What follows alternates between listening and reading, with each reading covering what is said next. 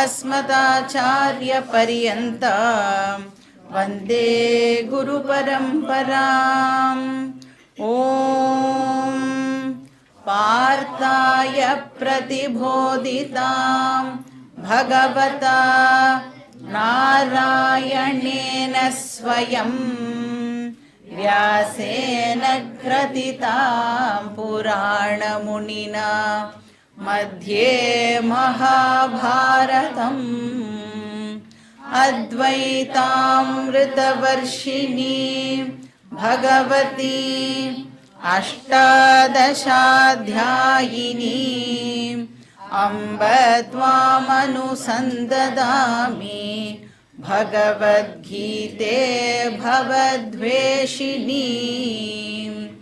वसुदेवसुतं देवं कंसचाणूरमर्दनं देवकी परमानन्दं कृष्णं वन्दे जगद्गुरुं। मूकं करोति वाचालं पङ्गुं लङ्घयते गिरिं यत्कृपातमहं वन्दे परमानन्दमाधवम्। ॐ सहना भवतु सहनौ भुनक्तु सह वीर्यं करवावहै तेजस्विनावधीतमस्तु मा विद्विषावहै। ॐ शान्ति शान्ति शान्तिः। हरिः ॐ श्री गुरुभ्यो नमः। हरिः ॐ।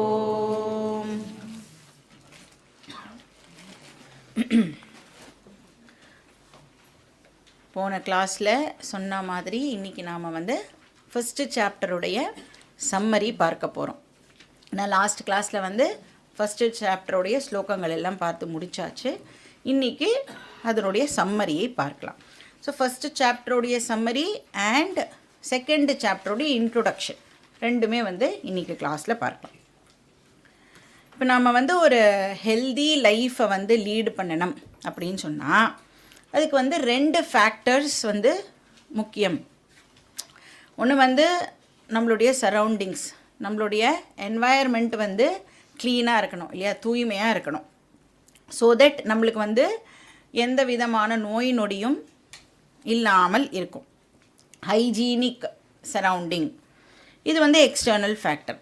சரி, இந்த எக்ஸ்டர்னல் ஃபேக்டர் மட்டும் இருந்தால் போருமா, எனக்கு பாடி ஹெல்த்தியாக இருக்குமா அப்படின்னு கேட்டால் அது மட்டும் இருந்தால் போராது. நம்மளுடைய உடம்புக்கு என்ன தேவை? இந்த வெளி உலகத்தை ஃபேஸ் பண்ணுறதுக்கான ரெசிஸ்டன்ஸும் நம்மளுடைய ஃபிசிக்கல் பாடிக்கு அவசியம் ஆகிறது. ஸோ என்ன தான் நாம் 100% நம்மளோட சரௌண்டிங்ஸை க்ளீனாக வச்சுக்கணுன்னு முயற்சி பண்ணாலும் இந்த பாக்டீரியா ஃப்ரீ என்வாயர்மெண்ட்லாம் பண்ணவே முடியாது இல்லையா. அதனால தான் எவ்வளோ ஒரு ஹைஜீனிக் கண்ட்ரியாக இருந்தாலும் இப்போ சர்ஜரிலாம் பண்ணணுன்னா அதுக்குன்னு ஒரு ஸ்பெஷல் என்வாயர்மெண்ட்டுக்கு போய் தான் பண்ண முடியும் இல்லையா. ஸ்டெரிலைஸ்டு என்வாயர்மெண்ட்டு தேவைப்படுறது. இப்போ அட்மாஸ்ஃபியரில் வியாதி உண்டாக்கக்கூடிய அந்த ஜேர்ம்ஸ்லாம் இருக்கத்தான் செய்யும். ஆனால் அது நம்மளுடைய உடம்பை தாக்காமல் இருக்கணும்னா நம்மளுடைய உடம்புக்கு அந்த ரெசிஸ்டன்ஸ் பவர் கட்டாயம் இருக்கணும். இப்போ ஓரளவுக்கு நாம் எல்லாம் ஹெல்த்தியாக இருக்கோம் அப்படின்னா ஆக்சுவலாக ஏன் ஹெல்த்தியாக இருக்கும்? பகவான் நம்மளுக்கு ஒரு நல்ல இம்யூனிட்டி பவரை கொடுத்துருக்கார். அப்போ ஃபிசிக்கல் பாடியை யூஸ் பண்ணி ஹெல்தி லைஃப்பை லீட் பண்ணணுன்னா ரெண்டு ஃபேக்டர்ஸ் தேவைப்படுறது. ஒன்று எக்ஸ்டர்னல், இன்னொன்று என்னுடைய ரெசிஸ்டன்ஸ். அப்போ ஒன்று ஆப்ஜெக்டிவ் ஃபேக்டர், இன்னொன்று சப்ஜெக்டிவ் ஃபேக்டர். அது என்னோடய இம்யூனிட்டி. இப்போ இதே பிரின்சிப்பிளை நாம் நம்மளுடைய மென்டல் ஹெல்த்துக்கு அப்ளை பண்ணினோம் அப்படின்னு சொன்னால், மென்டல் ஹெல்த்துனால் ஃபர்ஸ்ட் ஆஃப் ஆல் என்னது? ஸோ ஒரு ஃப்ரீ மைண்டு நமக்கு இருந்தது அப்படின்னு சொன்னால் நம்மளுடைய mind healthy mind. Disease free body is a healthy பாடி அப்படின்னு சொன்னோன்னா மைண்டே ஃப்ரீயாக இருந்தது அப்படின்னு சொன்னால் அதுக்கு பேர் ஹெல்தி மைண்ட். அப்போ எந்த விதமான பயமோ ஆங்ஸைட்டியோ இல்லை ஸ்ட்ரெஸ்ஸோ இல்லை வந்து கவலையோ கோவமோ பொறாமையோ இல்லை இன்ஃபீரியாரிட்டி காம்ப்ளெக்ஸோ இது மாதிரி எந்த விதமான சைக்கலாஜிக்கல் டிஸ்டர்பன்ஸும் இல்லாமல் ஒரு மைண்டு இருந்ததுன்னா அந்த மைண்டு வந்து ஹெல்தி மைண்டு. ஸோ காம குரோத லோப மோக மத மாத்சரியம் இதெல்லாம் இல்லாமல் இருந்ததுன்னா நம்மளுடைய மைண்ட் வந்து ஹெல்தி மைண்டு. இப்போ நம்ம வந்து ப்ராப்ளம்ஸை ஃபேஸ் பண்ணும்பொழுது லைஃப்பில் ஜென்ரலாக என்ன பண்ணிவிடுவோம் அப்படின்னா, இப்போ ஏதோ எனக்கு ஒரு பிரச்சனை ஏற்படுறது அப்படின்னா ஃபஸ்ட்டு என்ன பண்ணிவிடுவோம், அந்த பிரச்சனைக்கு காரணம் இந்த உலகம். அதாவது உலகம்னா யாரோ ஒருத்தர் தான் என்னுடைய பிரச்சனைக்கு காரணம். ஹஸ்பண்ட் என்ன சொல்லுவா, என் ஒய்ஃப் தான் என்னுடைய பிரச்சனைக்கு காரணம். ஒய்ஃப் என்ன சொல்லுவா, ஹஸ்பண்டு தான் வந்து நான் இப்படி இருக்கேன்னா அதுக்கு ரீசன் யார், என்னுடைய ஹஸ்பண்ட் அப்படின்னு சொல்லுவா. அப்போது என்னுடைய எல்லா ப்ராப்ளம்ஸ்க்கும் நான் வந்து என்ன பண்ணிடுறேன் அப்படின்னா வெளி உலகத்தை தான் ரீசனாக வந்து காட்டுறேன். சாஸ்திரம் சொல்கிறது உன்னுடைய மென்டல் ஹெல்த்துக்கும் வந்து 2 ஃபேக்டர்ஸ் ரெஸ்பான்சிபிள் அப்படின்னு சொல்கிறது. எப்படி ஃபிசிக்கல் ஹெல்த்துக்கு 2 ஃபேக்டர்ஸ் ரெஸ்பான்சிபிளோ, ஒன்று எக்ஸ்டர்னல் என்வாயர்மெண்ட்டு, ரெண்டாவது என்னுடைய இம்யூனிட்டி அப்படின்னு சொல்கிறோம்ல. இம்யூனிட்டி இல்லைன்னா என்னுடைய ஃபிசிக்கல் வீக்னஸ் அது இல்லை. அது மாதிரி சாஸ்திரம் சொல்கிறது மைண்டோடைய வீக்னஸும் உன்னுடைய சைக்கலாஜிக்கல் ப்ராப்ளம்க்கு ஒன் ஆஃப் தி ஃபேக்டர்ஸ் அப்படின்னு சொல்கிறது. இப்போ நம்ம வந்து மைண்டு மட்டும்தான் அதுக்கு காரணம்னு சொல்லலை, மைண்டும் அதுக்கு ஒரு காரணம் அப்படின்னு சொல்கிறோம். அப்போ ஒரு பீஸ்ஃபுல் லைஃப், ஒரு செக்யூர்டு லைஃப், ஒரு கண்டென்டட் லைஃப் நாம் வாழணும் அப்படின்னு சொன்னால் அதுக்கும் 2 ஃபேக்டர்ஸ் தேவைப்படுறது. ஒன்று வந்து என்னை சுற்றி இருக்கிறவா இருக்கால்ல, அவளும் கட்டாயம் என்னுடைய மனசுக்கு ஏற்ற மாதிரி நடந்துக்கணும். அது வந்து ஓகே தான், அந்த எக்ஸ்பெக்டேஷன் வந்து ஓரளவுக்கு அக்செப்டட். அப்படி இருந்தாலும் நம்ம வந்து என்ன பண்ணுறோம், அவளும் முயற்சி பண்ணுறா, நம்மளை வந்து சந்தோஷமாக வச்சுக்கணுன்னு தான் ட்ரை பண்ணுறா. இருந்தாலும் அவளுக்கு என்ன கஷ்டமோ பாவம் அதை வந்து அவள் வந்து சாட்டிஸ்ஃபை பண்ண முடியாமல் போயிடும் பொழுது நம்மளுடைய மனசு வந்து அதை அக்செப்ட் பண்ணிக்கிறதுக்கு மறுக்கிறது இல்லையா.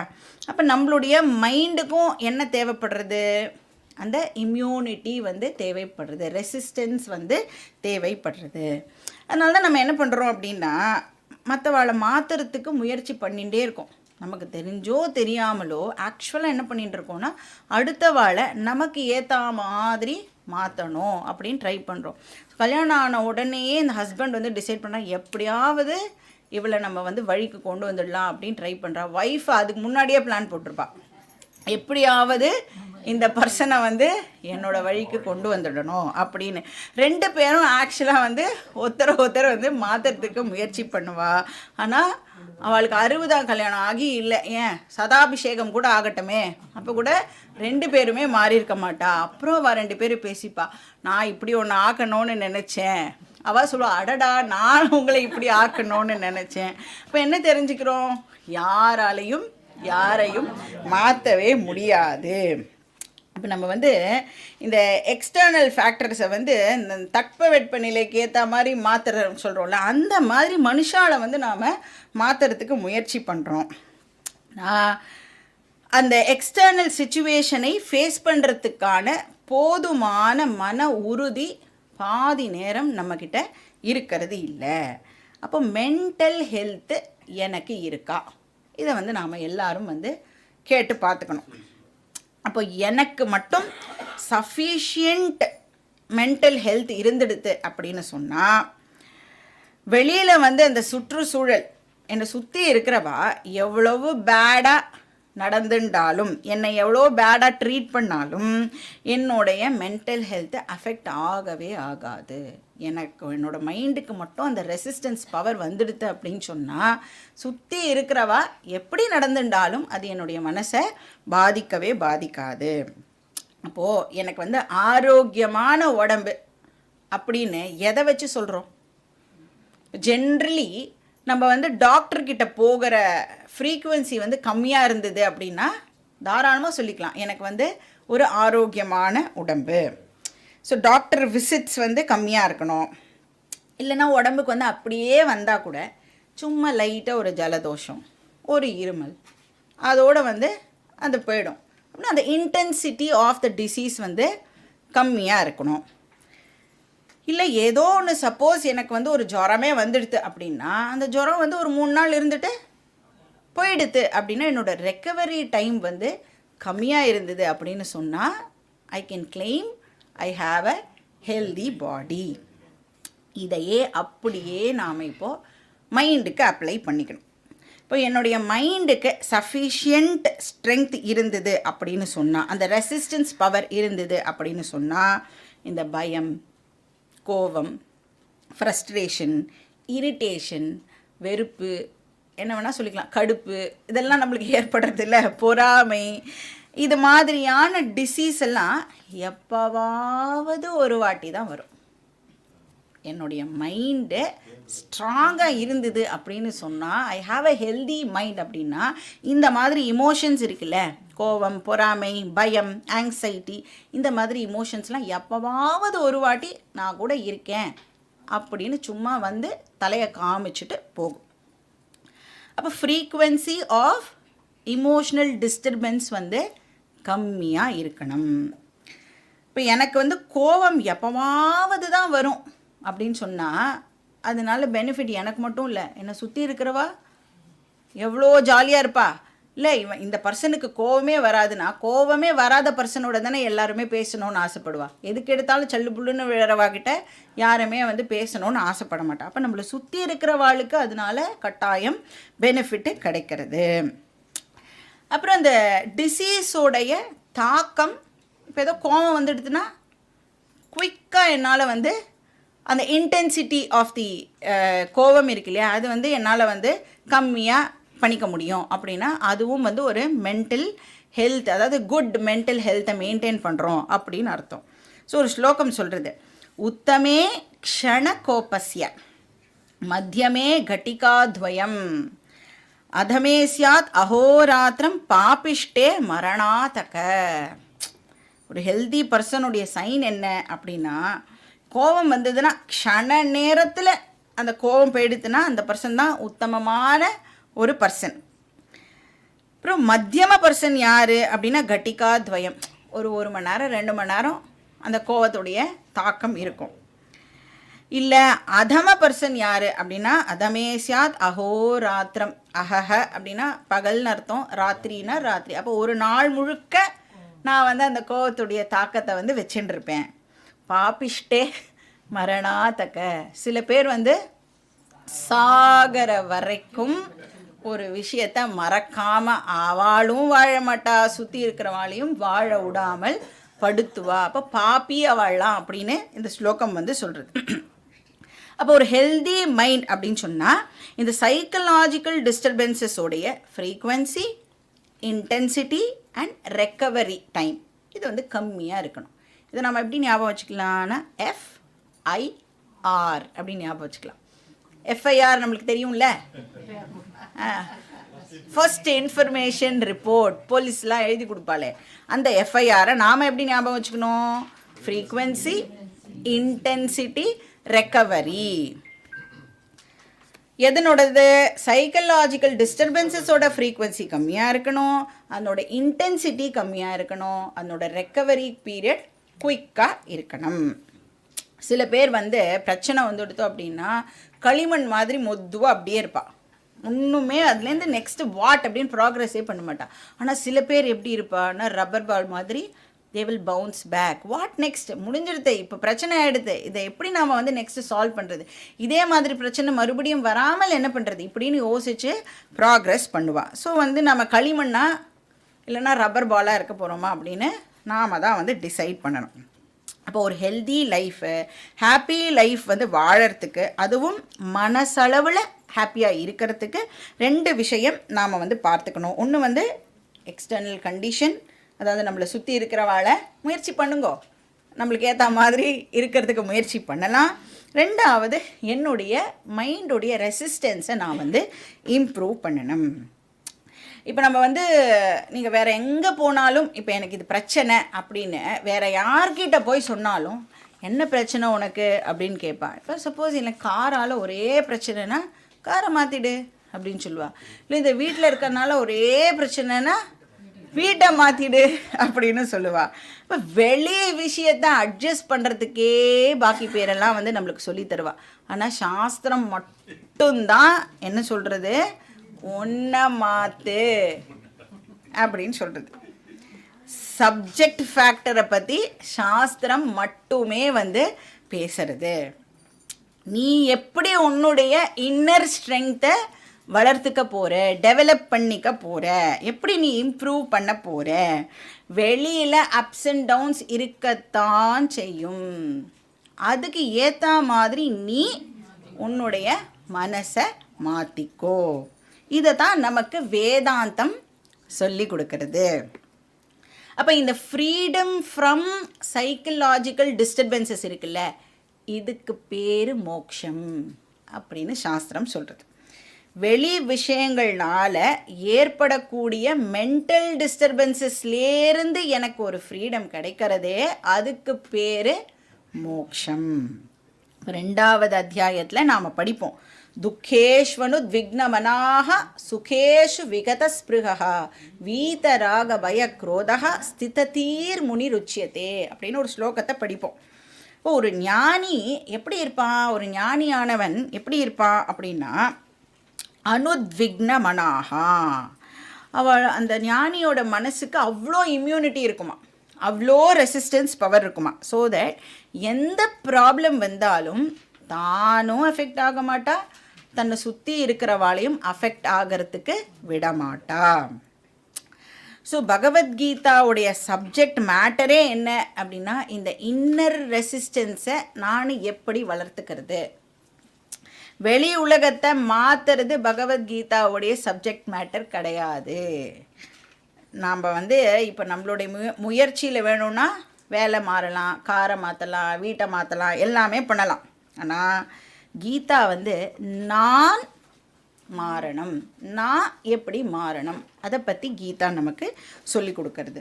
ஸோ என்னுடைய மனசுடைய ரெசிஸ்டன்ஸ் பவரை நான் எப்படி இன்க்ரீஸ் பண்ணுறது, அதை பற்றி தான் நம்மளுக்கு கீதா வந்து சொல்லி கொடுக்கறது. ஸோ என்னோட மனசு மட்டும் இப்போது ஃபுல்லி எக்யூப்டு ஆகிடுது அப்படின்னு சொன்னால் வெளி விஷயங்கள் என்ன அஃபெக்ட் பண்ணவே பண்ணாது. இந்த கண்டிஷனுக்கு பேர் மோக்ஷம். இப்போ பகவத்கீதா வந்து ஒரு மோக்ஷ சாஸ்திரம், ரெசிஸ்டன்ஸ் பில்டிங் சாஸ்திரம் அப்படின்னு கூட இதை நாம் சொல்லலாம். ஸோ இந்த ரெசிஸ்டன்ஸை நான் எப்படி வளர்த்துக்கிறது, அதை பற்றி தான் வந்து நாம் பின்னாடி வர சாப்டர்ஸ்ல எல்லாம் வந்து பார்க்க போகிறோம். இப்போ யாரால் வந்து ரெசிஸ்டன்ஸை வந்து வளர்த்துக்க முடியும், யாருக்கு அதில் இன்ட்ரெஸ்ட் இருக்கோ, யாருக்கு வந்து நான் வந்து இந்த மாதிரி ப்ராப்ளம்ஸ் எல்லாம் கோ த்ரூ பண்ணின்னு இருக்கேன், என் மனசு இதனால எல்லாம் அஃபெக்ட் ஆகிறது, ஸோ என் மனசு வந்து ஸ்ட்ராங் ஆக்கணும்னு யார் விருப்பப்படுறாளோ அவளால் மட்டும்தான் இதை கேட்டு ஃபாலோ பண்ண முடியும். அவளுக்கு தான் கீதாவே ஆக்சுவலாக, அவளை தான் கீதாவும் வந்து அட்ரஸ் பண்ணுறது. இப்போ ஃபஸ்ட்டு சாப்டர் ஆஃப் கீதாவில் அர்ஜுனன் தன்னுடைய ப்ராப்ளமை டிஸ்கவர் பண்ணிட்டான் அப்படிங்கிறது வந்து ஃபஸ்ட்டு சாப்டரில் டிஸ்கிரைப் பண்ணப்பட்டது. என்ன ப்ராப்ளம் இருந்தது அர்ஜுனனுக்கு? இன்னர் வீக்னஸ் இருந்தது. அவன் எப்படி இருந்தான்னா பில்டிங் ஸ்ட்ராங் பேஸ்மெண்ட் வீக் அந்த மாதிரி இருந்தான் அர்ஜுனன். அதனால் அவன் தன்னை மாற்றிக்கணும்னு நினைக்காம என்ன ட்ரை பண்ணான், வெளி என்வாயர்மெண்ட்டை நான் எப்படியாவது மாற்றிடுவேன், உலகத்தை மாற்றுறதுக்கு முயற்சி பண்ணினான். இப்போ இதெல்லாம் பண்ணுறதுக்கு முன்னாடி ஃபஸ்ட்டு நீ ஏன் ஒன்றை இம்ப்ரூவ் பண்ணிக்கிறதுக்கு ட்ரை பண்ணக்கூடாது அப்படின்னு கீதா வந்து நம்மளை கேள்வி கேட்குறது. ஸோ அர்ஜுனனுக்கு வந்து இதுதான் ப்ராப்ளம் அப்படிங்கிறத அவன் வந்து ஃபஸ்ட்டு ஐடென்டிஃபை பண்ணிட்டான். அப்போ ரெசிஸ்டன்ஸ் இல்லைன்னா என்ன பண்ணணும், இம்யூனிட்டி பூஸ்டரை போட்டுக்கணும், அவ்வளோதான். இன்னர் ரெசிஸ்டன்ஸ் இல்லை அப்படின்னு கண்டுபிடிச்ச உடனே இப்போ என்ன பண்ணணும், நம்ம ஃபிசிக்கலாக ரெசிஸ்டன்ஸ் இல்லைன்னா இம்யூனிட்டி பூஸ்டர் டாக்டர்கிட்ட போய் போட்டுக்கலாம். மென்டல் ரெசிஸ்டன்ஸ் இல்லைன்னா என்ன பண்ணணும்? டீச்சர்கிட்ட வரணும், கீதா கிளாஸ் அட்டெண்ட் பண்ணணும்.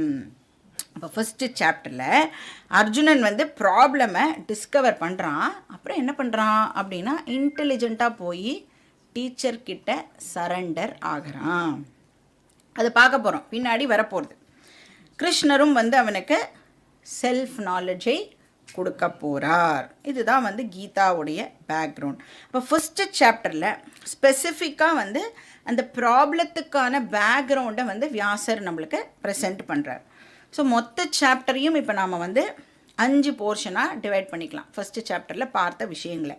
ஸோ ஃபஸ்ட்டு போர்ஷன் வந்து shloka number 1 to shloka number 20. So எந்த மாதிரியான சூழ்நிலையில் இந்த கீதா டீச்சிங் ஆனது நடக்கிறது, இந்த செட்டிங் அப் த ஸ்டேஜ் அப்படின்னு சொல்லுவாள்ல, அந்த விஷயம் வந்து ஸ்லோகா நம்பர் 1 to 20. இப்போ வந்து ஜலதோஷம் பிடிக்கணும் அப்படின்னா அதுக்கு ஏதாவது ஒரு காரணம் இருக்கும்ல. நான் ஐஸ்கிரீம் சாப்பிட்டேன், இல்லை மழையில் நனைஞ்சேன், அந்த மாதிரி ஏதோ ஒன்று, இல்லை தண்ணி மாறிடுது. அது மாதிரி அர்ஜுனனுக்கு டிசீஸ் எதனால் இப்போ ஏற்பட்டது, அந்த கான்டெக்ஸ்ட்டை வியாசர் நம்மளுக்கு இங்கே ப்ரெசென்ட் பண்ணுறார். இப்போ அர்ஜுனனுக்கு தனக்கு சம்சாரா அப்படிங்கிற டிசீஸ் இருக்குது அப்படின்னு தெரியறதுக்கு ஒரு கான்டெக்ஸ்ட் வந்து இங்கே தேவைப்படுறது. அது வந்து யுத்த களம். ஸோ குருக்ஷேத்திரத்தில் பாண்டவாஸ் அண்ட் கௌரவாஸ் அவள் 2 பேரும் ஆப்போசிட் சைடில் நின்றுட்டுருக்கா.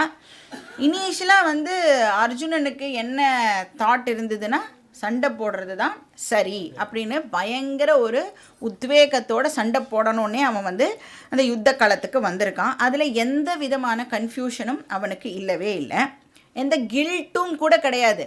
ஐயோ இப்போ வந்து யுத்தம் பண்ணினோன்னா நிறையா பேர் செத்து போவாளே, அவளெல்லாம் கொலை பண்ணுறதுக்கு நான் காரணமாகிறேனே அப்படின்ற மாதிரியான ஒரு கில்ட் கூட அர்ஜுனனுக்கு இனிஷியலாக இல்லவே இல்லை.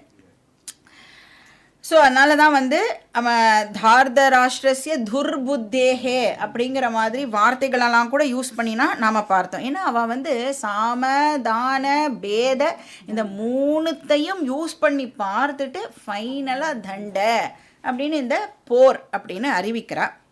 அதனால் அர்ஜுனனுக்கு வந்து நோ கில்ட். ஸோ இந்த பேட்டில் ஃபீல்டு சீனை வந்து இந்த போருக்கு தயாராகிற சீனை வந்து முதல் 20 ஸ்லோகத்தில் நாம் வந்து பார்த்தோம். இப்போ துரியோதனன் வந்து என்ன பண்ணுறான், துரோணர்கிட்ட போய் 2 பக்கமும் இருக்கிற இம்பார்ட்டண்ட் பீப்புளெல்லாம் வந்து லிஸ்ட் அவுட் பண்ணுறான். அப்புறம் லிஸ்ட் அவுட் பண்ணி நம்மளுடைய டீம் வந்து இவ்வளோ பேர் இருக்கா, அவள் டீமில் அவ்வளோ பேர் இருக்கா, ஆனால் அவள் டீம் தான் ரொம்ப ஸ்ட்ராங்காக இருக்கிற மாதிரி எனக்கு மனசில் படுறது அப்படின்னு துரியோதனன் பேசினான். அதுக்கு ரீசன் நாம் பார்த்தோம், தர்மம் எந்த பக்கம் இருக்கோ அந்த பக்கம் தான் ஆப்வியஸாக வந்து மனசும் வந்து ஸ்ட்ராங்காக இருக்கும் அப்படின்னு பார்த்தோம். அப்போ அவன் வந்து இப்படி சோர்ந்து போயிருக்கானேன்னு சொல்லிட்டு அவனை உற்சாகப்படுத்துகிற விதமாக பீஷ்மர் என்ன பண்ணார், சங்கெல்லாம் எடுத்து ஊத ஆரம்பிச்சிட்டார். இதை அடுத்து எல்லாரும் அவாவா கையில் இருந்த சங்கெல்லாம் எடுத்து ஊதினா. அப்போ போர் வந்து ஸ்டார்ட் ஆக போகிறது அப்படின்ற ஒரு அறிகுறி வந்து தென்பட்டது. இது வந்து ஃபஸ்ட்டு போர்ஷன். 2வது போர்ஷன் வந்து ஸ்லோகா நம்பர் 21 to 25. இதில் வந்து அர்ஜுனனுக்கு ஒரு திடீர்னு ஒரு எண்ணம் டக்குன்னு அவனுக்கு வந்து ஃப்ளாஷ் ஆகிறது அப்படின்னு சொல்லலாம். அப்போ வந்து அவனுக்கு என்ன எண்ணம் தோணித்து அப்படின்னா, கொஞ்சம் கிட்டக்க போய் நம்ம யாரோட எல்லாம் சண்டை போடுறோன்னு பார்த்தா என்ன அப்படின்னு அவனுக்கு ஒரு எண்ணமானது ஏற்பட்டது. அப்படிலாம் பண்ணணும்னு ஆக்சுவலாக அவசியமே கிடையாது, இங்கேருந்து அம்பு விட்டால் அங்கே போய் விழப்போகிறது. ஆனால் அவனுக்கு திடீர்னு தோன்றுறது. அப்போ அது வந்து பிளெஸ்ஸிங் இன் டிஸ்கைஸ் அப்படின்னு சொல்லுவாள்ல, அது மாதிரி அவனுக்கு அந்த எண்ணம் தோணின உடனே அதுவும் அவன் ஸ்பெசிஃபிக்காக என்ன சொல்கிறான், 2 பேருக்கும் நடுவில் கொண்டு போய் நிறுத்து, ஸோ தட் நான் எல்லாரையும் நன்னா பார்க்கணும் அப்படின்னு சொல்கிறான். ஹிருஷிகேஷம் ததா வாக்கியம் இதமாக மஹீபதே சேனையோருபயோர் மத்தியே ரதம் ஸ்தாபய மேச்யுத அப்படின்னு சொல்கிறான். இப்போ கிருஷ்ணா நீ தேரை கொண்டு போய் நடுவில் நிறுத்து, அப்போ தான் என்னால் கிளியராக பார்க்க முடியும். ஸோ அர்ஜுனன் வந்து எஜமானன், கிருஷ்ணர் வந்து டிரைவர், என்ன சொல்கிறானோ அதை அப்படியே வந்து ஃபாலோ பண்ணி ஆகணும். கிருஷ்ணர் பண்ணுற ஒரே விஷயம் என்னது, கரெக்டாக கொண்டு போய் ரதத்தை பீஷ்மர் அண்ட் துரோணரை பார்க்குற மாதிரி கொண்டு போய் நிறுத்தினது தான். ஏன்னா பகவானுக்கு தெரியும் எங்கே வீக்னஸ் இருக்கோ அங்கே தான் அவனை போட்டு அடிக்கணும் அப்படின்னு பகவானுக்கு ரொம்ப நல்லா தெரியும். ஏன்னா கிருஷ்ணருக்கு வந்து டீச் பண்ணணும்னு ஆசை வந்துடுது போல இருக்கு. யாராவது ஸ்டூடெண்ட் கிடைக்கணுமே, கிடைச்சாண்டா ஒரு ஸ்டூடெண்ட், அவனை விட்டுறக்கூடாது அப்படின்னு சொல்லி என்ன பண்ணார், நடுவில் பீஷ்மர் அண்ட் துரோணருக்கு எதிர்த்தா மாதிரி கொண்டு போய் ரதத்தை நிறுத்தினார். அர்ஜுனனும் வசமாக மாட்டின்டான். இப்போ பார்த்த சாரதி இப்போ கீதாச்சாரியனா ஆக போகிறார். இது வந்து செகண்ட் போர்ஷன். மூணாவதில் அர்ஜுனன் வந்து தன்னுடைய வீக்னஸை ஆக்சுவலாக வந்து இங்கே டிஸ்கவர் பண்ணுறான். அதனால் ஏற்படக்கூடிய கான்சிக்வன்சஸ், அந்த விளைவுகள் அதெல்லாம் என்ன அப்படின்னு அவன் வந்து யோசித்து பார்க்குறான். அவனோட ஃபஸ்ட்டு வீக்னஸ் என்னது? அட்டாச்மெண்ட். அதுக்கு என்னது சான்ஸ்கிரிட்டில்? ராகஹா. Very good.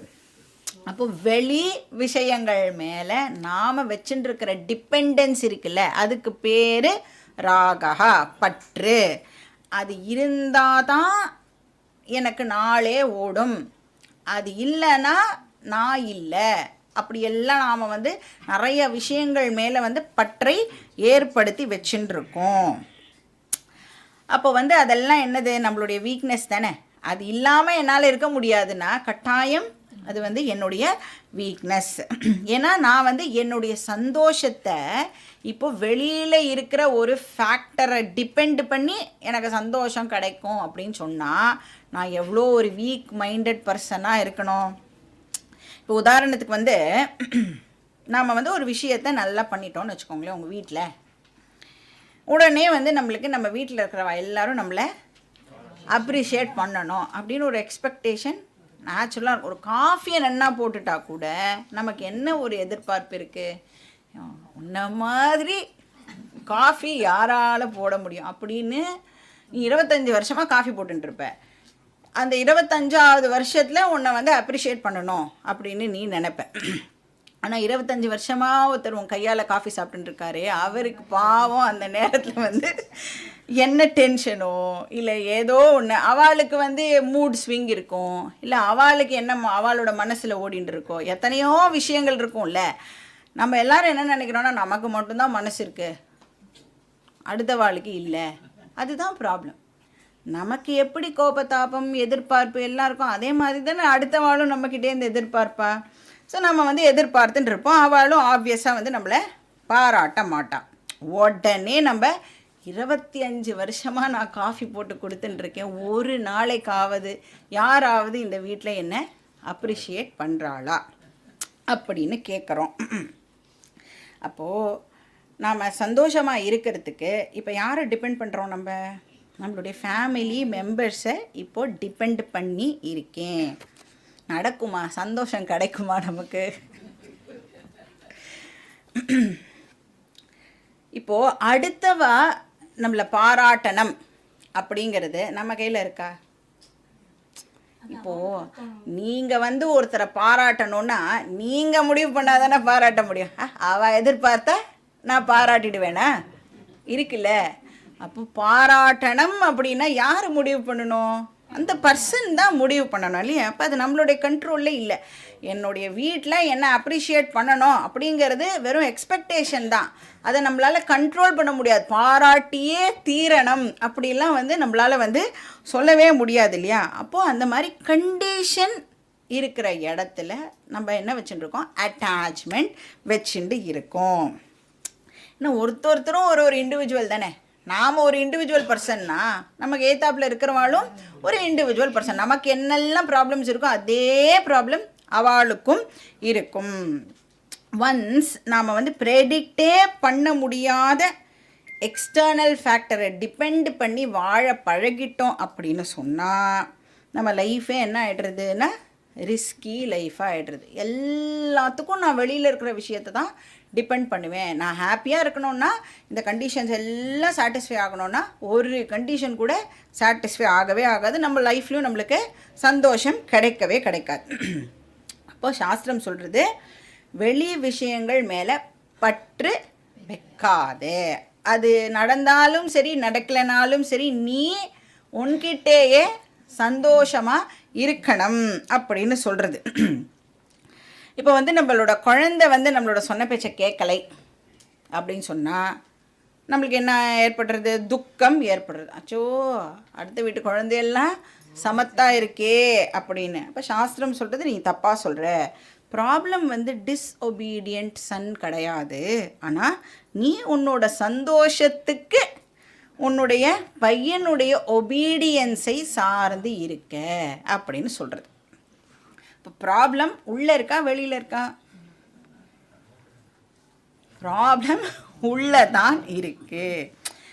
எந்த விஷயத்தை வேணாலும் எடுத்துக்கோங்க. இப்போ கரண்ட்டே போச்சு அப்படின்னா கூட உடனே நாம் வந்து சோகமாயிடுறோம். இப்போ சந்தோஷத்துக்கு எதை டிபெண்ட் பண்ணியிருக்கேன்? நான் கரண்ட்டை போய் நான் வந்து டிபெண்ட் பண்ணி இருக்கேன். இப்போ எந்த ப்ராப்ளமை எடுத்துட்டாலும் வேதாந்தம் சொல்கிறது நீ கண்டிஷன் போடுற, அதுதான் ப்ராப்ளம். இந்த சைக்கலாஜிக்கல் டிபெண்டன்ஸ் தான் ராகா அப்படின்னு சொல்கிறது. இப்போ சைக்கலாஜிக்கல் நீடு இருக்கே அதுதான் ராகா. அட்டாச்மெண்ட், லீனிங், டிபெண்டன்ஸ், எக்ஸ்பெக்டேஷன், இதுதான் ப்ராப்ளம். இப்போ அர்ஜுனனுடைய எக்ஸ்பெக்டேஷன் என்னவா இருந்தது? சில பேர் மட்டும் அவனை சுற்றி எப்போவுமே இருந்துட்டே இருக்கணும் அப்படின்னு அவன் வந்து ஆசைப்பட்டான். நம்மளை விட்டு இவன் போயிடக்கூடாது. அவனால் வந்து அதை நினச்சி கூட பார்க்க முடியல. சப்போஸ் அவள் போயிட்டா நான் எப்படி என்னுடைய சொச்ச காலத்தை வந்து கழிப்பேன் அப்படின்னு அந்த இமேஜினரி துக்கமே வந்து அவ்வளோ பெருசாக இருந்தது அவனுக்கு. ஸோ அர்ஜுனன் வந்து பீஷ்மர், துரோணர் இவாள்லாம் இல்லாத ஒரு லைஃப்பை என்னால் இமேஜின் கூட பண்ணி பார்க்க முடியலை அப்படின்னு சொல்கிறான். ஸோ அட்டாச்மெண்ட் இருந்தது. இது வந்து செகண்ட் டாபிக். மூணாவது வந்து shloka number 26 to 28.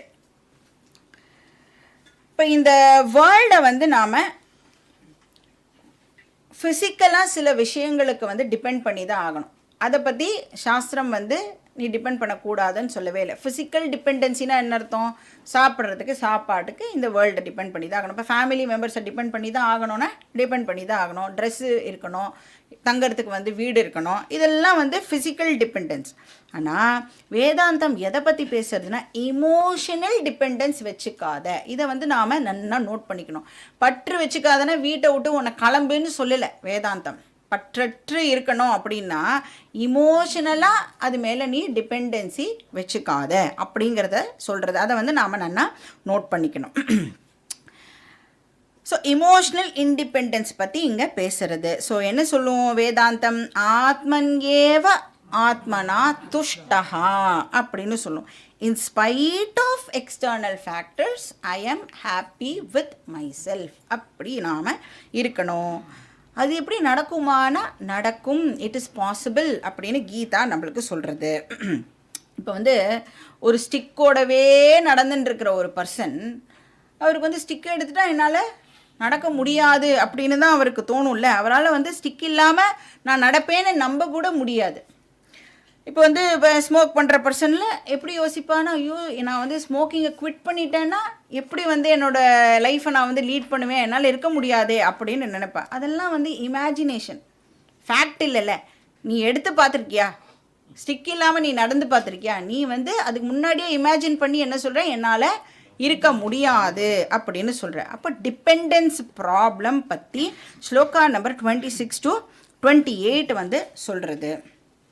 Fourth topic என்னன்னு பார்த்தா இந்த டிபெண்டன்ஸோடைய கான்சிக்வென்ஸாக என்ன நடக்கிறது? ராகாக்கு அப்புறம் என்ன வரும்? ஷோகம், ஷோகா, சாரோ. அது 28லேருந்து 35வது ஸ்லோகம் வரைக்கும். ஷோகா ஆர் விஷாத ரெண்டுமே ஒன்று தான். அதனால தான் இந்த சாப்டரோட பேரே என்னது? அர்ஜுன விஷாத யோகம். விஷாதன்னு சொன்னால் சாரோ, துயரம் அப்படின்னு அர்த்தம். இப்போ டிபெண்டன்ஸ் இருந்தது அப்படின்னு சொன்னால் நேச்சுரலாக நம்மளுக்கு என்ன ஏற்படும்? துக்கம் ஏற்படும், துயரம் ஏற்படும். ஏன்னா எக்ஸ்டர்னல் ஃபேக்டர் மேலே நான் டிபெண்டன்சியை ஏற்படுத்திக்கிறேன். அந்த எக்ஸ்டர்னல் ஃபேக்டர் எப்போவுமே அப்படியே இருக்குமா? அது மாறிண்டே இருக்கும். ஏன்னா அது வந்து நிரந்தரம் கிடையாது, அனித்தியமான ஒரு விஷயம். அது மாறிண்டே இருக்கும். நம்ம வீட்டில் இருக்கிறவாளுடைய மூடு ஸ்விங்கு மாதிரி கார்த்தால தான் நன்னா பார்த்து பேசியிருப்பா, திடீர்னு மத்தியானம் வந்து மூஞ்சி காமிப்பா. நம்ம ஒன்றுமே பண்ணலையே, ஏன் நம்மளை பார்த்து மூஞ்சியை காமிக்கிறான்னா மனசுன்னு இருந்ததுன்னா அது மாறிண்டே இருக்கிறதுக்கு பேர் தான் மனசு. ஸோ மாறிண்டே இருக்கும். ஸோ அது மேலே நீ டிபெண்டன்சி வச்சேன்னா என்ன ஆகும், நேச்சுரலாக உனக்கு துக்கமானது ஏற்படும். ஸோ அர்ஜுனனுக்கும் வந்து இப்போது டிபெண்டன்சி இருந்ததுனால துயரம் ஏற்படுறது. அவனே வந்து மென்டலாக நிறைய விஷயங்களை இப்போ இமேஜின் பண்ணி பார்த்து ரொம்ப ரொம்ப வந்து துயரம் அடையிறான். என்ன சொல்கிறான், கிருப்பையா பரையா விஷ்டகா. இப்போ எவ்வளோ இன்டென்ஸாக இருந்தது அவனுடைய சோகம், எவ்வளோ இன்டென்ஸாக அவனுடைய அட்டாச்மெண்ட் இருந்ததோ அவ்வளோ இன்டென்ஸாக அவனுக்கு சோகமும் இருந்தது. அப்போது அர்ஜுனனுக்கு அந்த சோகமானது அவனுடைய ஃபிசிக்கல் பாடியையே வந்து அஃபெக்ட் பண்ணுற அளவுக்கு அவ்வளோ தீவிரமாக அவனுடைய சோகம் இருந்தது. காண்டீவம் ஸ்ரம்சதே ஹஸ்தா த்வக்ஷைவ பரிதஹ்யதே நச்ச சக்னோம் யவஸ்தாதும் பிரமாதீவிச்ச மே மனஹா அப்படின்னு சொல்கிறான். இப்போ காண்டீவத்தை தூக்கிறதுக்கு கூட எனக்கு சக்தி இல்லை அப்படின்னு சொல்கிறான். நிமித்தானிச்ச பஷ்யாமி விபரீதானி கேசவ நச்ச ஸ்ரேயோனு பஷ்யாமி ஹத்வா ஸ்வஜனமாகவே. என்னுடைய மக்கள் அவளை எப்படி நான் கொலை பண்ணுவேன் அப்படின்னு சொல்கிறான். ஸோ ராகா எங்கே லீட் பண்ணுறது, சோகத்துக்கு லீட் பண்ணுறது.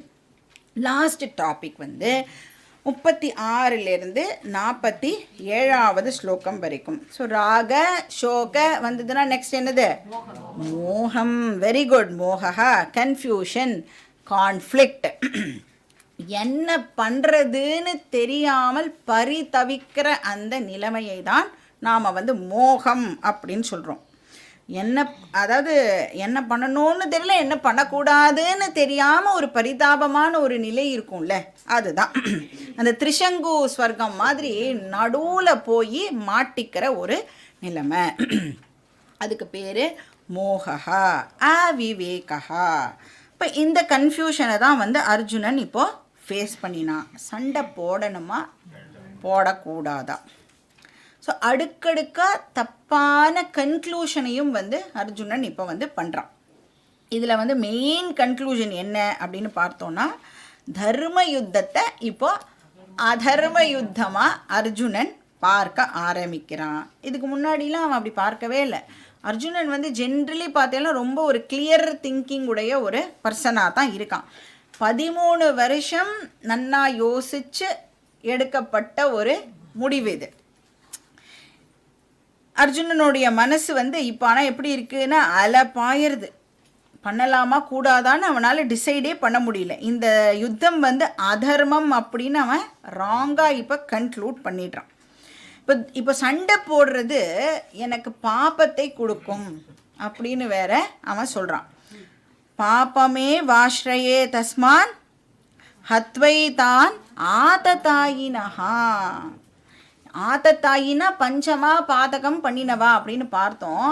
இந்த பஞ்சமா பாதகம் பண்ணினவாளை கொலை பண்ணுறது மூலமாக நமக்கு பாப்பம் வந்துடும் அப்படின்னு அவன் வந்து சொல்கிறான். இப்போ ஜட்ஜு வந்து ஒரு திருடனுக்கு வந்து ஒரு கொலை பண்ண கிரிமினலுக்கு வந்து தூக்கு தண்டனை கொடுத்தா ஜட்ஜுக்கு பாவம் வருமா?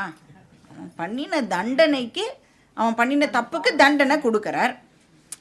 ஆனால் அர்ஜுனன் சொல்கிறான், ஒரு சத்திரியனாக இருந்துட்டு சண்டை போட்டு அதர்மிகளை வந்து கொல்றது தான் அவனுடைய டியூட்டி. ஆனால் சொல்கிறான், அப்படி கொன்னுட்டா எனக்கு பாப்பம் வந்துடும் அப்படின்னு சொல்கிறான். இதுக்கு பேர் மோகா.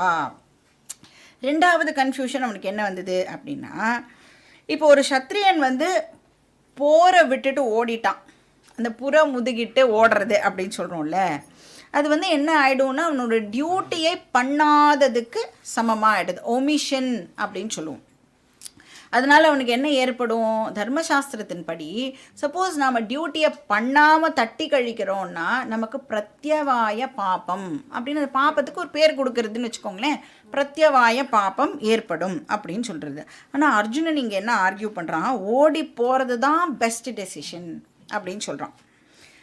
புண்ணியத்தை வந்து பாப்பமாகவும் பாப்பத்தை புண்ணியமாகவும் வந்து அர்ஜுனன் இப்போ பார்க்குறான். ஸோ தர்ம அதர்ம அவிவேகம் இப்போ அவனுக்கு இருந்தது.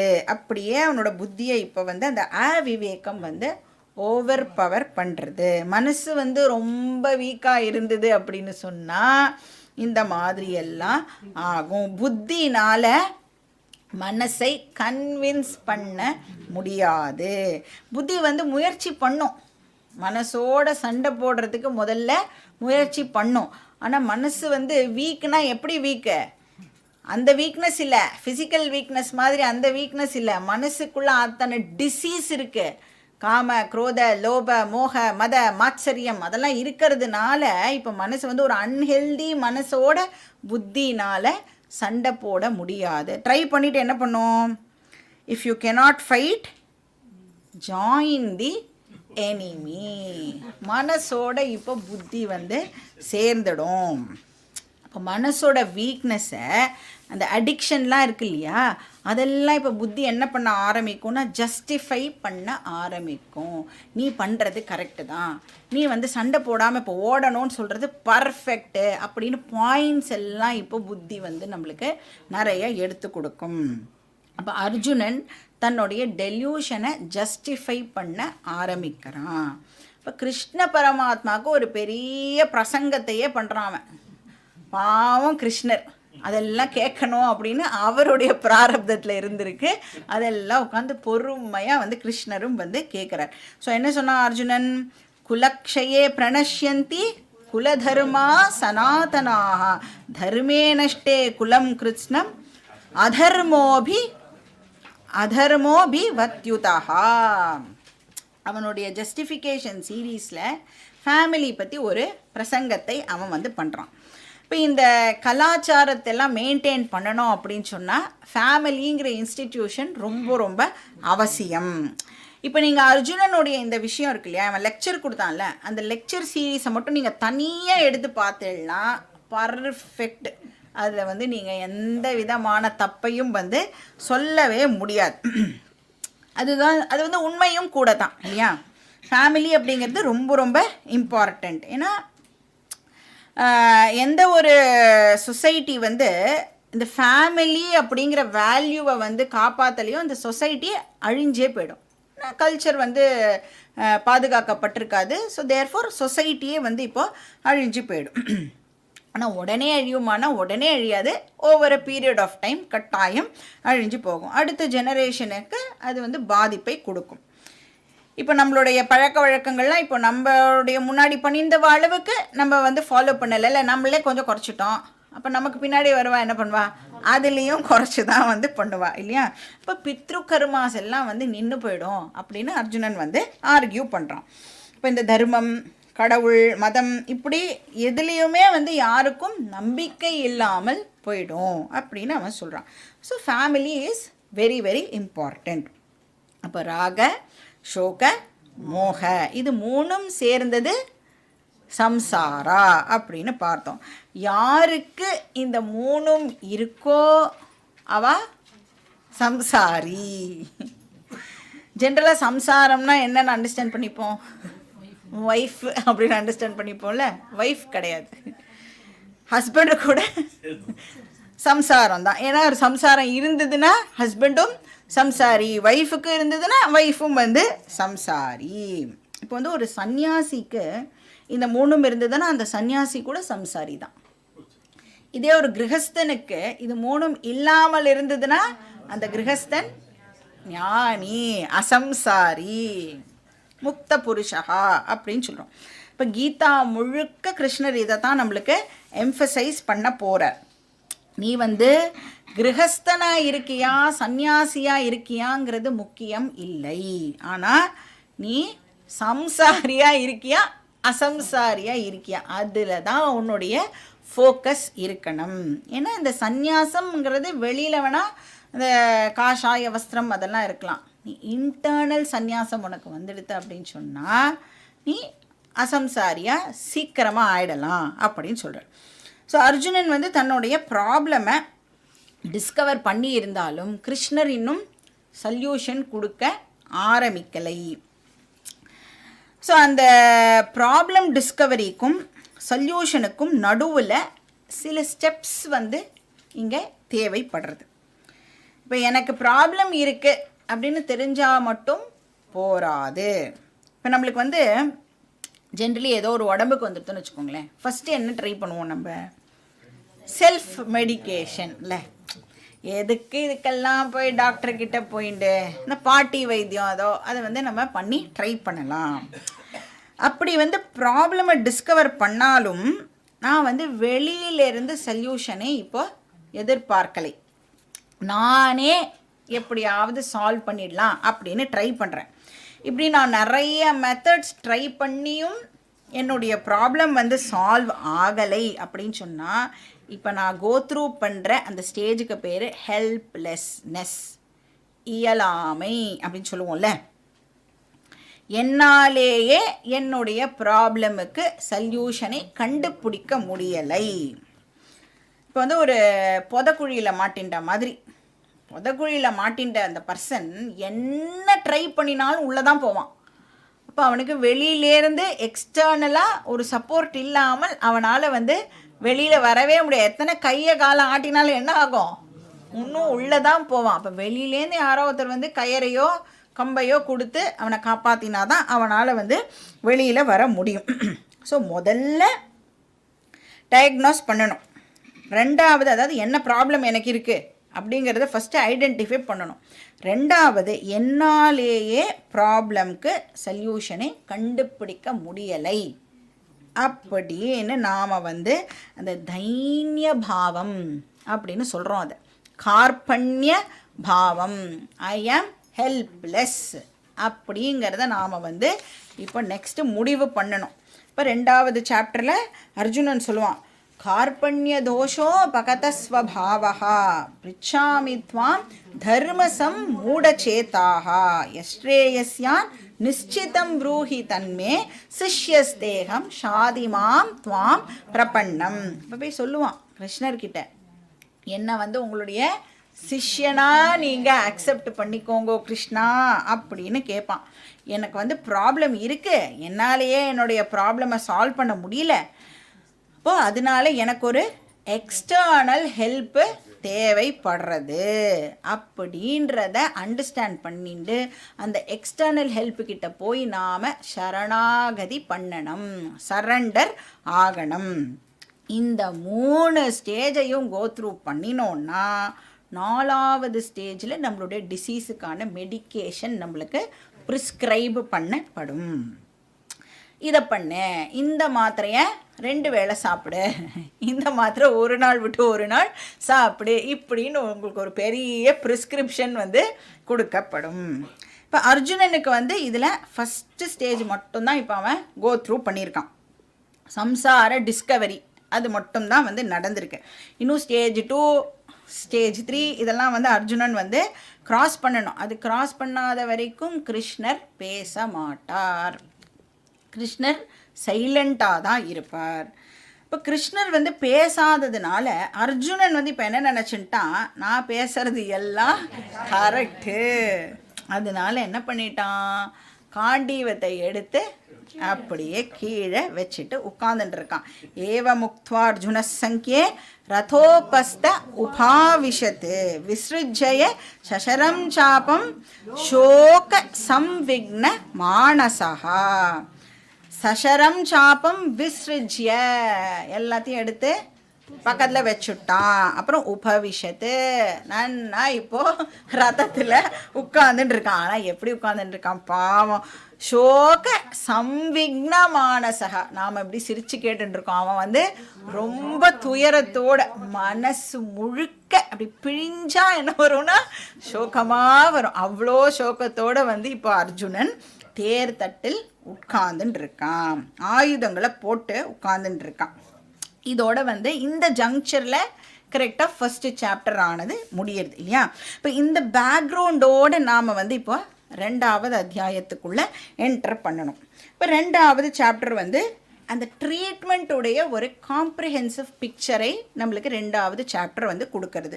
ஸோ ட்ரீட்மெண்ட் பற்றி ஃபுல்லாக வந்து எக்ஸ்பிளைன் பண்ணுறதுனால இந்த அத்தியாயத்தையே நாம் வந்து கீதாவுடைய எசன்ஸ் சாப்டர் அப்படின்னு எடுத்துக்கலாம். கீதாவில் என்ன விஷயம் சொல்லப்பட்டிருக்கோ அதோடைய எசன்ஸை வந்து நம்மளுக்கு 2nd சாப்டரில் கிருஷ்ணர் வந்து கொடுக்குறார். இப்போ இந்த 2வது அத்தியாயத்தையும் நாம் வந்து ஆக்சுவலாக பார்த்தீங்கன்னா 4 போர்ஷனாக பார்க்க போகிறோம். ஸோ ஒரு ஓவர்வியூ என்ன பார்ப்போம் 2வது அத்தியாயத்தில் அப்படிங்கிறத இங்கே பார்க்கலாம். இப்போ ஃபஸ்ட்டு போர்ஷனில் அர்ஜுனன் வந்து பாக்கி 3 ஸ்டேஜ் இருக்குல்ல அதை வந்து கோ த்ரூ பண்ண போகிறான். இப்போ அர்ஜுனன் வந்து யுத்த களத்தை விட்டு போகணும் அப்படின்னு வந்து டிசைட் பண்ணிட்டான். ஆனால் அவனுக்கு என்னவும் தோன்றதுன்னா இதில் ஏதோ ஒன்று தப்பாக இருக்கே, நாம் வந்து நினைக்கிறதுல ஏதோ ஒரு விஷயம் தப்பாக இருக்கே. இப்போ டோட்டலாக சப்போஸ் அவன் நினச்சது தான் கரெக்டு அப்படின்னு கன்வின்ஸ் ஆகியிருந்தான்னா கிருஷ்ணருக்காக வெயிட்லாம் பண்ண மாட்டான், அவன் மாட்டுக்கு போட்டுட்டு நடந்து போயிட்டே இருந்திருப்பான். ஆனால் நாம் இவ்வளோ பேசியிருக்கோமே, நம்மளை சபாஷன்னு கிருஷ்ணர் சொல்லுவாரா அப்படின்னு அவன் வந்து வெயிட் பண்ணுறான், கிருஷ்ணர் வந்து என்ன சொல்ல போகிறார் அப்படின்னு. ஆனால் சைடில் அவனுக்கு என்ன தோன்றுறது, ஒருவேளை நாம் பேசுகிறது வந்து தப்பாக இருந்திருக்குமோ, கொஞ்சம் ஓவராக நமக்கு தெரிஞ்சதை எல்லாம் வந்து பேசிட்டோமோ அப்படின்னும் வந்து அவனுக்கு லைட்டாக வந்து அந்த குழப்பமானது இருக்குது. அப்போ என்னால் வந்து கரெக்டாக டிசைட் பண்ண முடியலை அப்படிங்கிறதும் அவனுக்கு வந்து தெரியறது. ஸோ ந சைதத் வித்ம கதரன்னோ கரீயः யத்வா ஜயேயதி வானோ ஜயேயுஹு யானேவ ஹத்வா ந ஜிஜீவிஷாமஹ தேவ ஸ்திதா பிரமுகே தார்தராஷ்டிராக அப்படின்னு 2வது அத்தியாயத்தில் படிப்போம். நான் கரெக்டாக தான் டிசைட் பண்ணியிருக்கேனா இல்லை தப்பாக டிசைட் பண்ணியிருக்கேனான்னு எனக்கு தெரியலை அப்படின்னு கிருஷ்ணர்கிட்ட அவன் சொல்லுவான். இப்போ ஒரு பக்கம் இது தர்ம யுத்தம்னு எனக்கு தெரியறது, இன்னொரு பக்கம் என்னோட எமோஷ்னல் மைண்ட் வந்து என்னோட குருவையே நான் வந்து கொலை பண்ண போகிறேனே அது தப்பு அப்படின்னு இன்னொரு பக்கம் என்னுடைய மனசு வந்து சொல்கிறது. அப்போ அந்த ஹெல்ப்லெஸ்னஸ் இருக்குல்ல அதை வந்து அவன் ஃபீல் பண்ண ஆரம்பிக்கிறான், கார்பண்ய தோஷத்தை வந்து அவன் ஃபீல் பண்ண ஆரம்பிக்கிறான். ஹெல்ப்லெஸ்னஸை வந்து டிஸ்கவர் பண்ண உடனேயே யார்கிட்ட சரண்டர் ஆகணும், குரு கிட்ட சரண்டர் ஆகணும். அவன் வந்து வெரி வெரி லக்கி, அவனோட கண்ணு முன்னாடியே வந்து ஜகத்குரு இருந்தார் இல்லையா. அப்போ அவனுக்கு வந்து ப்ராப்ளமே இல்லை, அப்படியே வந்து காலில் விழுந்துட்டான், நீங்கள் தான் என்ன காப்பாற்றணும் அப்படின்னு ஒரு செகண்ட் கூட யோசிக்கல. ஹெல்ப்லெஸ்னஸை வந்து டிஸ்கவர் பண்ண உடனேயே அப்படியே கிருஷ்ண பரமாத்மா காலில் அர்ஜுனன் வந்து விழுந்துட்டான். நான் வந்து உங்களுடைய ஸ்டூடெண்ட்டாக ஆயிட்டேன், என்னை வந்து உங்களுடைய சிஷ்யனாக நீங்கள் அக்செப்ட் பண்ணிக்கோங்கோ. இப்போ நம்ம வந்து ஒரு சர்ஜரி அப்படின்னா நம்மளை அப்படியே கொண்டு போய் டாக்டர்கிட்ட ஒப்படைக்கிறோம்ல, என்ன ஏதுன்னு கேள்வி கேட்குறோமா, என்னைக்கு சர்ஜரி, என்ன பணம் கட்டணும், இன்சூரன்ஸ் இருக்கா, இவ்வளோதான். வேறு எந்த கேள்வியும் டாக்டரை நம்ம கேட்டுற முடியுமோ, நர்ஸை கூட நம்ம எந்த கேள்வியும் வந்து கேட்க முடியாது. அந்த மாதிரி அர்ஜுனன் அப்படியே தன்னை கொண்டு போய் கிருஷ்ணர்கிட்ட சரணாகதி பண்ணுறான். ஸோ இப்படி 3 ஸ்டேஜுக்கு அர்ஜுனன் ட்ராவல் பண்ண உடனே 4வது ஸ்டேஜில் கிருஷ்ணர் வந்து அர்ஜுனனை தன்னோட ஸ்டூடெண்ட்டாக அக்செப்ட் பண்ணுறார். இப்போ அந்த சம்சார நிவாரண ஔஷதம் அவனுக்கு வந்து கொடுக்கப்பட போகிறது. ஔஷதம்னா மெடிசன் அப்படின்னு அர்த்தம். இப்போ பவரோக பேஷஜம் அந்த மெடிசனை கொடுக்க போகிறார். அதுதான் வந்து கீதா சாஸ்திரம். பவரோகம்னா சம்சாரா டிசீஸ் அப்படின்னு அர்த்தம். அதுக்கான மெடிசனை கிருஷ்ணர் வந்து கொடுக்க போகிறார். ஸோ ஃபஸ்ட்டு போர்ஷனில் என்ன இருக்குன்னா அர்ஜுனனுடைய சரணாகதி அது வந்து ப்ரெசென்ட் பண்ணப்பட்டிருக்கும். 2வது போர்ஷனில் இதுதான் ட்ரீட்மெண்ட் இதுக்கு அப்படின்னு வந்து கிருஷ்ணர் வந்து சொல்லுவார். வாட் இஸ் த ட்ரீட்மெண்ட் அப்படின்னு சொல்லுவார். அப்புறம் 3வது போர்ஷனில் இந்த ட்ரீட்மெண்ட்டை நீ வந்து உன்னோட பாடி தாங்கணுன்னா உனக்கு அதுக்கு ஃபிட்னஸ் வந்து தேவைப்படுறது. இப்போ வந்து ஒரு சர்ஜரிக்கு போகணுன்னா ஃபஸ்ட்டு என்ன வாங்கிக்கணும், அனஸ்திஸ்ட்கிட்ட போய் ஃபிட்னஸ் சர்டிஃபிகேட் வாங்கிக்கணும் இல்லையா. ஜென்ரல் ஃபிசிஷியன்கிட்ட போய் ஒரு ஃபிட்னஸ் சர்டிஃபிகேட் நம்ம வாங்கின்னு வரணும் இல்லையா. அது மாதிரி கிருஷ்ணர் வந்து சொல்கிறார், இது ட்ரீட்மெண்ட்டு, இந்த ட்ரீட்மெண்ட்டு வந்து உன்னோட மனசு தாங்கணுன்னா உன் மனசுக்கு இந்த குவாலிஃபிகேஷன் எல்லாம் இருக்கணும் அப்படின்னு. அந்த குவாலிஃபிகேஷன் வரத்துக்கு என்ன பண்ணணும் அப்படிங்கிறதையும் வந்து நெக்ஸ்ட் போர்ஷனில் கர்மயோகம் அப்படிங்கிற டாப்பிக்கில் அதை பற்றியும் வந்து கிருஷ்ணர் வந்து சொல்ல போகிறார். ஸோ ஞானம் போர்ஷன் வந்து 2வதாக பேசுவார். ஆனால் ஞான யோக்கியதா, அந்த ஞானம் வேணும்னா அதுக்கு யோக்கியத்தை இருக்கணும் இல்லையா நம்மளுக்கு, அதை பற்றி வந்து 3வது போர்ஷனில் பேசுவார். 4வது அதாவது லாஸ்ட் டாபிக் என்னவாக இருக்கும் அப்படின்னா ஒரு மென்டலி ஹெல்தி பர்சன் எப்படி இருப்பார், அவருடைய லைஃப்பை அவர் எப்படி லீட் பண்ணுவார். அந்த இன்னர் ரெசிஸ்டன்ஸை டெவலப் பண்ணின்ற ஒரு பர்சன் தன்னுடைய வாழ்க்கையை எப்படி வாழ்வார், எப்படி இருப்பார் அப்படின்னா நந்ததி நந்ததி நந்ததி ஏவ அப்படின்னு சொல்கிறது. அவருக்கு ஆனந்தத்தை தவிர வேறு ஒன்றுமே இருக்காது. அப்போ ஜீவன் முக்தி இதுதான் வந்து லாஸ்ட்டு டாப்பிக்காக செகண்ட் சாப்டரில் நாம் பார்க்க போகிறோம். இதோட டீட்டெயில்ஸ் நாம் நெக்ஸ்ட் கிளாஸில் பார்க்கலாம். ஓம் பூர்ணமதః பூர்ணமிதம் பூர்ணாத் பூர்ணமுதச்யதே பூர்ணஸ்ய பூர்ணமாதாய பூர்ணமேவாவசிஷ்யதே. ஓம் சாந்தி சாந்தி சாந்தி. हरिः ओम श्री गुरुभ्यो नमः. हरिः ओम.